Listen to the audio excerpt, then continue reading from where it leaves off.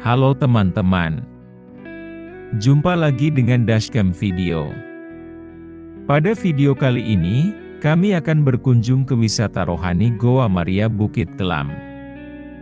Pada perjalanan kali ini, kami sengaja memilih jalan masuk menuju kawasan wisata Goa Maria melalui Simpang 4 Kenukut. Sebenarnya, akan lebih dekat jika melewati Samak, berhubung kami sudah lama tidak melalui jalan ini, jadi kami putuskan masuk melalui Simpang 4 Kenukut.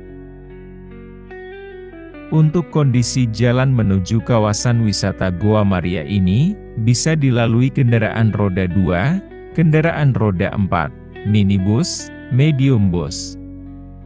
Walaupun untuk big bus pernah mengunjungi kawasan wisata ini, namun menurut saya agak beresiko. Apalagi big bus memiliki bodi yang panjang dan lebar, serta mempunyai overhang depan dan belakang yang lumayan panjang. Gampang gasruk saat melewati tanjakan dan turunan yang lumayan terjal mendekati parkiran. Kami akan tampilkan di slide terakhir, pada Desember 2014, big bus yang dicarter dari Malaysia, pernah mengunjungi Goa Maria Bukit Kelam ini.